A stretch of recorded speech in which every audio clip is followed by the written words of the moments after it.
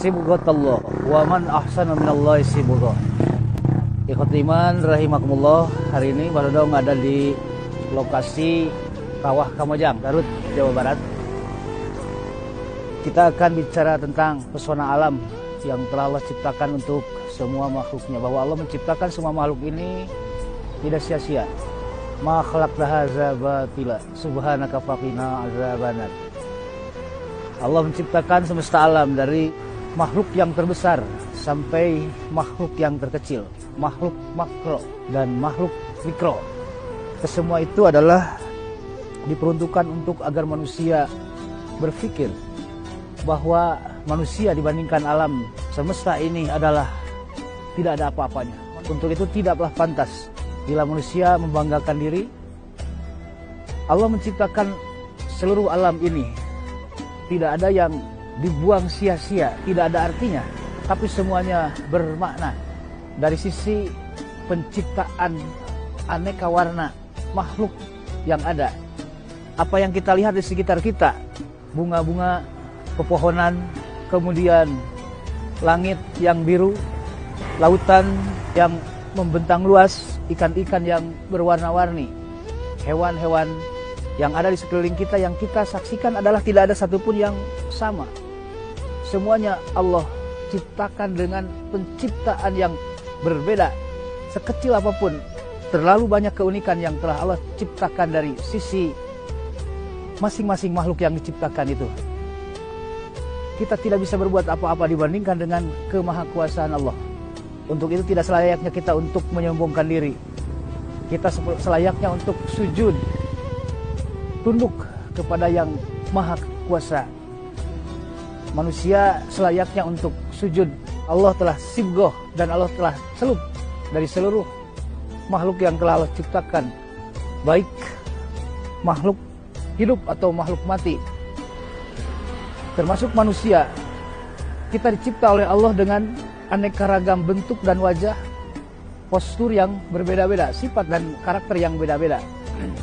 Beruntunglah jika kita bisa memanfaatkan apa yang telah Allah ciptakan, yang telah Allah karuniakan kepada kita, bahwa kita bukan hanya diberi wujud badan kita, postur kita yang bagus, tapi juga kekuatan akal yang bagus sehingga kita bisa bersyukur kepada Allah dengan ciptaannya, dengan cara kita beribadah kepadanya. Makhluk-makhluk seluruh yang ada di alam ini oleh Allah diciptakan tidak hanya tercipta begitu saja, tapi mereka mempunyai karakter, bahwa selain manusia juga makhluk-makhluk yang lain, pohon-pohonan seperti matahari, batu, air, api, hewan dan sebagainya, semuanya adalah tunduk dalam bentuk tunduk yang berbeda-beda.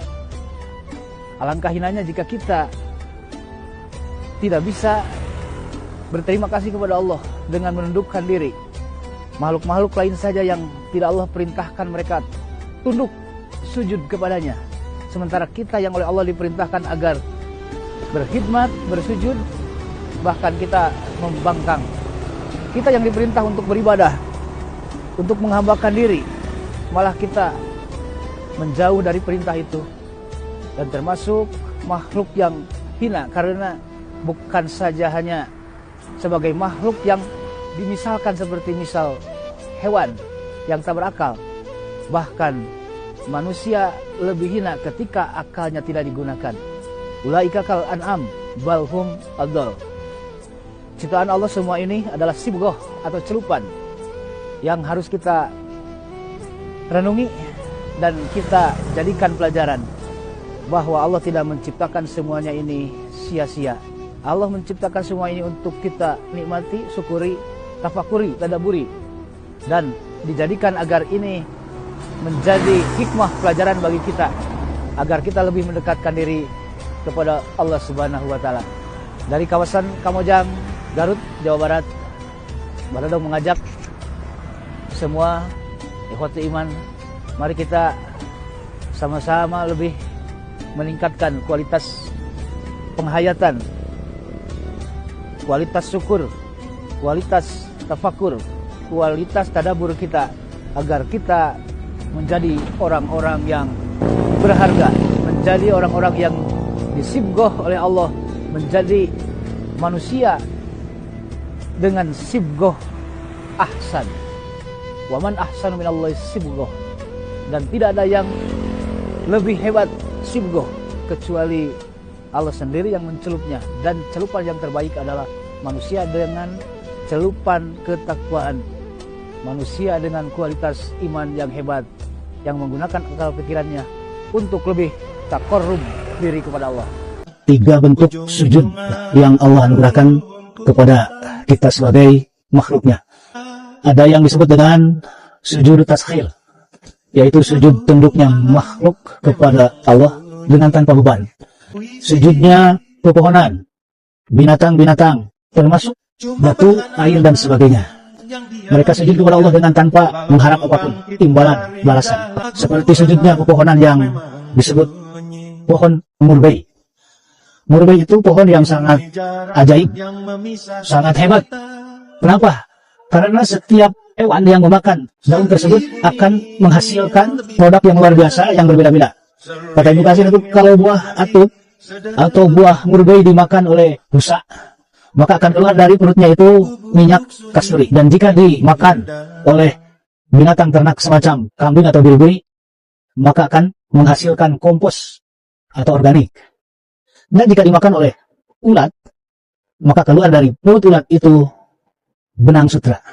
Nah, itu diantara kehebatan dari makhluk Allah, pepohonan yang disebut dengan daun atut atau daun murbei. Kemudian Allah menciptakan hewan seperti kuda, yang di dalam Al-Quran surat Al-Adiyat disebut-sebut ada yang disebut dengan kuda Al-Adiyat, kuda yang larinya sangat kencang dan napasnya terengah-engah karena bentuk sujud dan kepatuhannya terhadap majikan.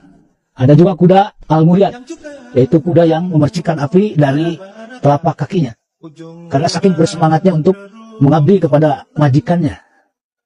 Kuda yang ketiga yang disebut dengan kuda Al-Muhirat, yaitu kuda yang lari masuk ke tengah-tengah kumpulan musuh pada waktu pagi hari.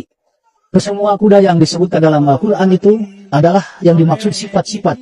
Dari satu kuda menjadi 3 sifat yang dimiliki oleh kuda itu, dengan nama pun menjadi beda-beda. Itu menerangkan bahwa kuda tersebut adalah kuda yang memiliki jiwa taat dan pemberani. Dia tidak memikirkan nasib dirinya.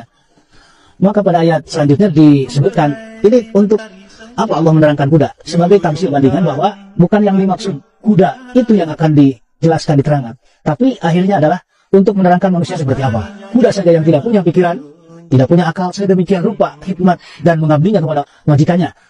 Tetapi ketika manusia diterangkan setelah kuda itu, innal insana li rabbih lakanun, sungguh manusia itu makhluk yang membangkang.